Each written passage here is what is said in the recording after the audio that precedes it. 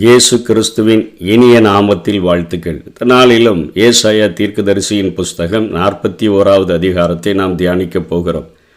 நேற்றைய தினத்தில் மிகப்பெரிய ஒரு ஆண்டவர் புல்லை போல, புல்லின் பூவை போல இருக்கிற ஒரு மனிதனை, அதாவது மனிதனுடைய மாம்சமெல்லாம் புல்லை போலவும் அவனுடைய மனுஷனுடைய மகிமை புல்லின் பூவை போலவும் இருக்கிற ஒரு மனிதனை பார்த்து, என் ஜனத்தை ஆற்றுங்கள், என் ஜனத்தை தேற்றுங்கள், எருசலேமோடே பட்சமாய் பேசி அவனுக்கு போர் முடிந்தது, அவனை அழுத்தி கொண்டிருந்த பாரத்திற்கு முடிவு வந்தது என்று சொல்லுங்கள் என்று சொல்லி அண்ட சராசரங்களையும் உண்டாக்கின ஆண்டவர் அவர்களை ஆறுதல் படுத்தினதை நாம் நேற்றைய தினத்தில் கற்றுக்கொண்டோம்.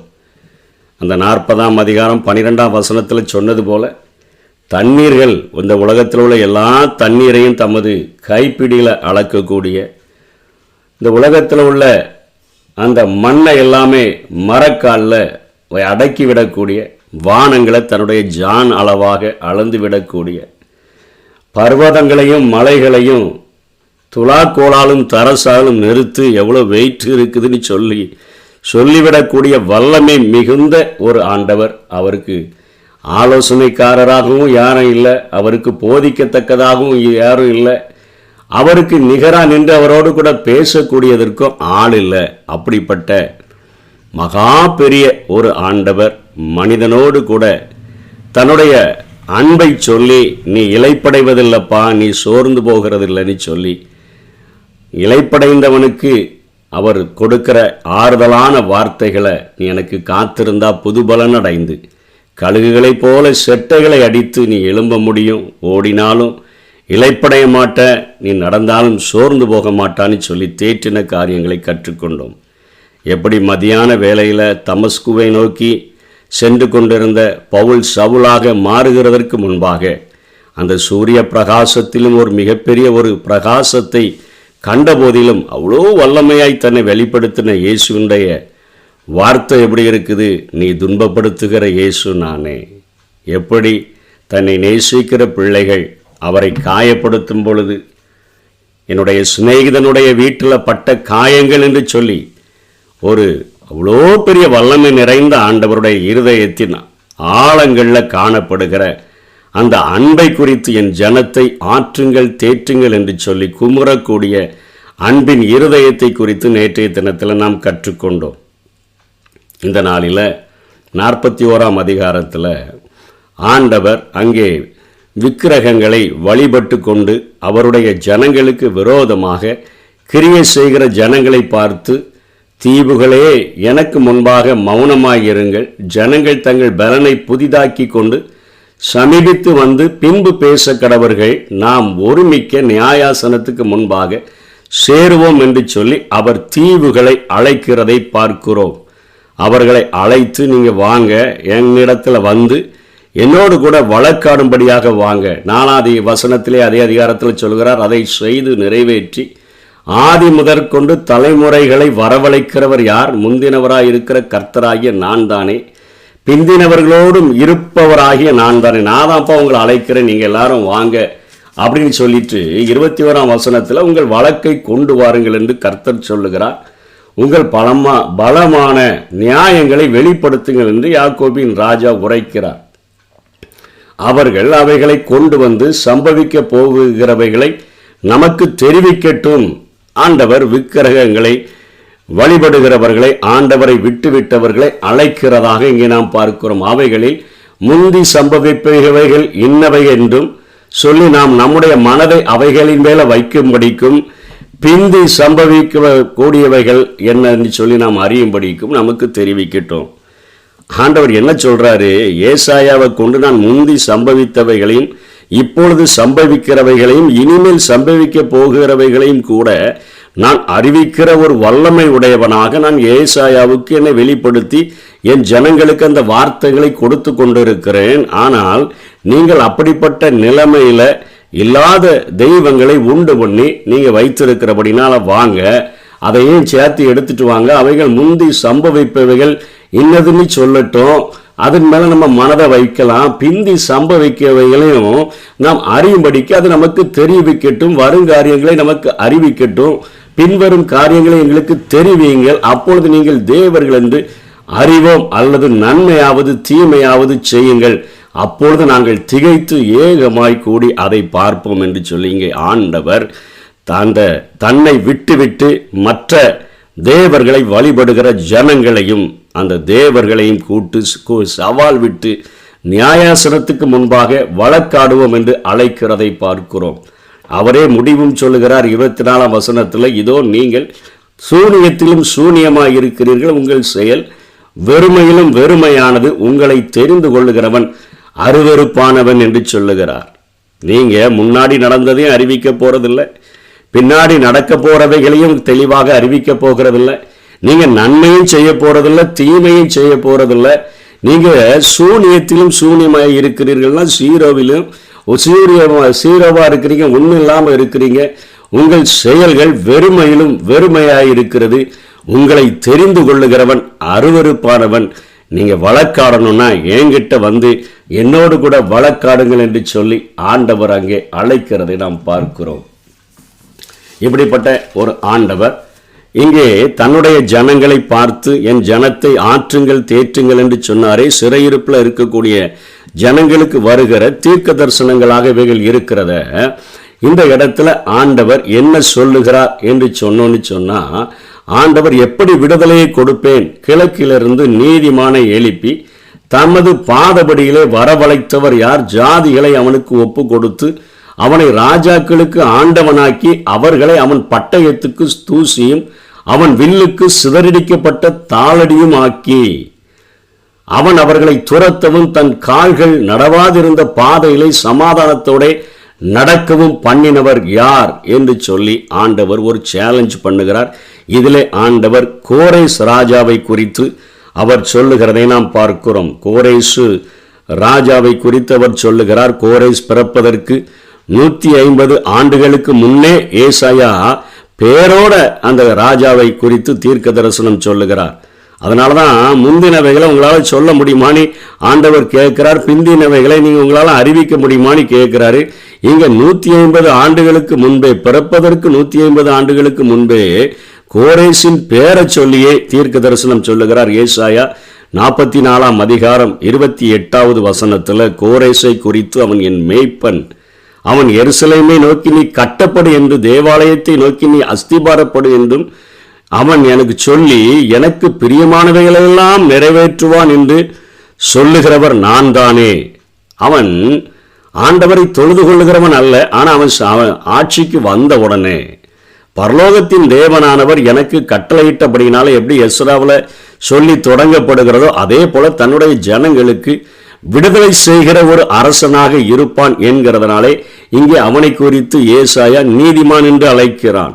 ஆண்டவருடைய சத்தத்துக்கு செவி கொடுத்து சித்தத்தை அப்படியே தன்னுடைய ஜனங்களுக்காக செய்கிறவனாக இருப்பான் என்று சொல்லி, அதே போல 45ஆம் அதிகாரம் ஏசாயா 1ஆம் வசனத்திலேயும், கர்த்தராகிய நான் அபிஷேகம் பண்ணின கோரேசுக்கு முன்பாக ஜாதிகளை கீழ்ப்படுத்தி ராஜாக்களின் இடைக்கட்டுகளை அவிழ்க்கும்படிக்கும் அவனுக்கு முன்பாக ஒண்ணுமே பூட்டப்படாது இருக்கும்படியாக நான் செய்து அவனை பார்த்து அவன் வலது கையை பிடிச்சி நான் உனக்கு முன்னே போய் கோணலானவைகளை செவ்வையாக்குவேன் என்று ஆண்டவர் கோரேசை குறித்து அங்கே வாக்கு கொடுக்கிறதை பார்க்கிறோம். கிழக்கே இருந்து அவனை நான் கொண்டு வருவேன் என்று சொல்லி அங்கே ஆண்டவர் சொல்லுகிறதை நாம் பார்க்கிறோம். இஸ்ரவேல் நாட்டிற்கு கிழக்கே உள்ள பாரசீகத்தில் பிறந்தபடியினால கிழக்கே இருந்து என்று சொல்லி அவனுடைய பிறப்பை குறித்து 2ஆம் வசனத்தில் ஆண்டவர் சொல்லி அழைக்கிறார். அவன் கடந்து வரும்பொழுது, அவன் ஜனங்களெல்லாம் அவன் அழித்து கொண்டு வரும்பொழுது,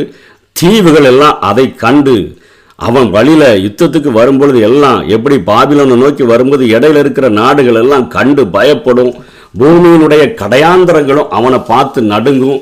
அவர்கள் சேர்ந்து வந்து எல்லாரும் ஒன்னா சேர்ந்துருவாங்க, இவனை எப்படியாவது அழிச்சிடறானே. அவர்கள் சேர்ந்து வந்து ஒருவருக்கொருவர் ஒத்தாசை செய்து அவங்க திடங்கொள்ளுங்கள் என்று அவங்க தங்கள் சகோதரனோட சொல்லி யுத்தத்துக்கு வந்து கொண்டு அந்த நாட்களில் தெய்வங்களையும் அவர்கள் யுத்தத்திலே அவர்கள் அதை நம்பியிருந்தார்கள். எங்கள் தெய்வங்கள் வெற்றி கொடுக்கும், எங்கள் தெய்வங்கள் எங்களுக்கு உதவி செய்யும் என்கிற நம்பிக்கையெல்லாம் உடையவர்களாக இருந்தபடியினால அதையும் ஆண்டவர் பேசுகிறார். சித்திரை வேலைக்காரன் தட்டானையும் சுத்தியாலே மெல்லிய தகடு தட்டுகிறவன் அடைக்கலின் மேல் அடிக்கிறவனாயும் உற்சாகப்படுத்தி இசைக்கிறதற்கான பக்குவம் என்று சொல்லி அது அசையாதபடிக்கு அவன் ஆணிகளினால் அதை இறுக்குகிறான். ஆணி அடிச்சு வச்சிடறான். அந்த கோரேசு வரும்பொழுது இந்த தெய்வங்கள் கீழே விழுந்து நொறுங்கி போகாதபடிக்கு அசையாம இருக்கிறதுக்கு அந்த தெய்வங்களை ஆணி அடிச்சு வச்சு அவன் ரொம்ப ஸ்ட்ராங்கா இருத்தி வைக்கிறான் என்று சொல்லி ஆண்டவர் தீவுகள் நடுநடுங்குகிற தீவுகளை பார்த்து, பயந்து நடுங்குகிற தீவுகளை பார்த்து, அவர்கள் தெய்வங்களை ஆணி அடித்து இறுக்கி வச்சுட்டு வெயிட் பண்ணுகிற அந்த காரியங்களை பார்த்து ஆண்டவர் பேசுகிறார். கோரேசுக்கு முன்பாக நீங்கள் ஒன்றும் இல்லாமல் விடுங்க வைங்க என்று சொல்லி ஆண்டவர் பேசுகிறதை இங்கே நாம் பார்க்கிறோம். தொடர்ந்து தன்னுடைய ஜனங்களுக்காக ஆண்டவர் ஆசீர்வாதங்களை கூறுகிறதை குறித்து நாம் பார்க்கிறோம். இஸ்ரவேலுக்கு கொடுக்கும் ஆசீர்வாதங்கள் என்னென்ன ஆசீர்வாதங்கள், அவைகள் ஆவிக்குரிய இஸ்ரவேலர்களாகிய நமக்கும் இந்த நாட்களிலே அவைகள் கொடுக்கப்படக்கூடியதாக இருக்கின்றன. நாம் அநேக நேரங்களிலே பயன்படுத்தப்படக்கூடிய எல்லா வாக்கு தத்தங்களும் இவைகளிலே சொல்லப்பட்டிருக்கிறதை பார்க்கிறோம். முதல்ல அருமையாய் அழைக்கிறார், என் தாசனாகிய இஸ்ரவேலே, நான் தெரிந்து கொண்ட யாக்கோபே, நீ எத்தனாய் இருந்தாலும் கூட, நீ என்ன நிலைமையில இருந்தாலும் நான் உன்னை தெரிந்து கொண்டேன் என்று சொல்லி, என் சிநேகிதனான ஆபிரகாமின் சந்ததியே, விசுவாச மார்க்கத்தார் எல்லாரும் ஆபிரகாமோடு கூட அவனுடைய சந்ததியாய் இருக்கிறபடியினால என் சிநேகிதனாகிய ஆபிரகாமின் சந்ததியே என்று சொல்லி நீ இப்போ அன்பு கூற தகுதி உடையவனாய் மாறிவிட்டாய் என்று சொல்லி அன்றைக்கு இருந்த இஸ்ரவேலரையும் இன்றைக்கு இருக்கிற ஆவிக்குரிய இஸ்ரவேலர்களையும் குறித்து ஆண்டவர் அன்பு கூர்ந்து சொல்லுகிறார். 2வது 9ஆம் வசனத்தில் அவர்களில் ஒருவனாக நம்மை நினைத்து நம்மை அழைக்கிற ஒரு ஆண்டவர், நான் உன்னை வெறுத்து விடவில்லை என்று சொல்லுகிறார். வெறுத்து விடலை. உலகெல்லாம் உன்னை வெறுத்து விட்டாலும், உலகெல்லாம் உன்னை வேண்டான்னு சொல்லிட்டாலும், பூமியின் கடையாந்தரங்களில் இருந்து நான் உன்னை எடுத்து உன்னை தெரிந்து கொண்டு நான் உன்னை அழைக்கிற ஒரு ஆண்டவர், நான் உன்னை வெறுத்து விட மாட்டேன் என்று ஒரு ஆறுதலோடு கூட சொல்லுகிறதை பார்க்கிறோம். உலகமெல்லாம் நம்மை வெறுத்தாலும், கடையாந்திரங்களை எங்கேயோ கிடக்க என்னெல்லாம் அவருக்கு தெரியவா போகுதுன்னு சொல்லி நினைத்தாலும், நம்மை எடுத்து நம்மை தெரிந்து கொண்டு நம்மை அழைத்து நான் உன்னை வெறுத்து விடவில்லை என்று சொல்லுகிற ஒரு அன்பின் தெய்வத்தை இங்கே ஏசாயா அடையாளம் காட்டுகிறார். வசனம் 10 3வது, நீ பயப்படாத, நான் உன் தேவன், நான் உன் கூடவே இருக்கிறேன்ப்பா, திகையாத, நான் உன் தேவன், நான் உன்னை பலப்படுத்தி உனக்கு சகாயம் பண்ணுவேன், உனக்கு உதவி செய்வேன், என் நீதியின் வலக்கரத்தினால உன்னை தாங்குவேன். ஏன் பயப்படுற?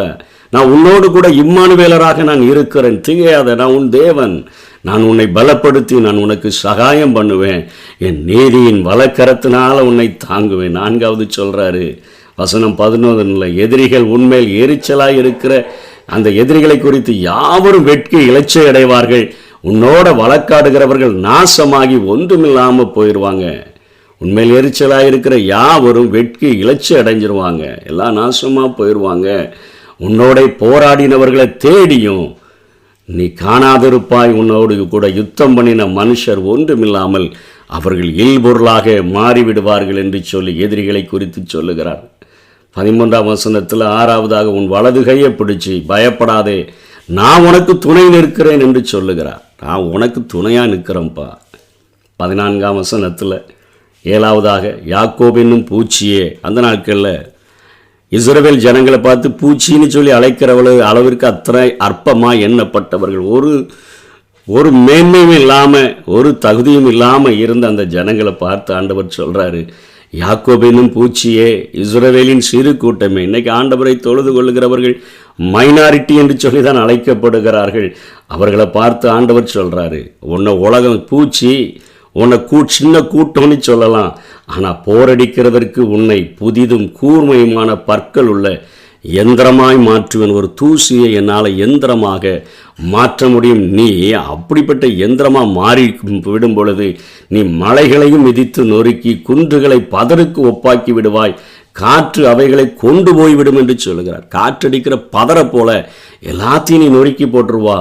நொறுக்கி போட்டுட்டு நீயோ கர்த்தருக்குள் மகிழ்ந்து கலிகூர்ந்து இஸ்ரவேலின் பரிசுத்தருக்குள்ளே மேன்மை பாராட்டி கொண்டிருப்பாய் என்று சொல்லி ஒரு இஸ்ரவேலை அழைத்து, ஒரு யாக்கோபை அழைத்து, ஆபிரகாம் என்னுடைய சிநேகிதனாகிய அவனுடைய சந்ததியே என்று சொல்லி அன்றைக்கு ஆவிக்குரிய இஸ்ரவேலர்களை ஆசீர்வதித்தவர் இன்றைக்கு நம்மையும் இப்படிப்பட்ட ஆறுதலான வார்த்தைகளை சொல்லி நம்மை ஆசீர்வதிக்கும்படியாக இந்த அருமையான வேதத்தை நம்முடைய கைகளில் தந்திருக்கிறார்.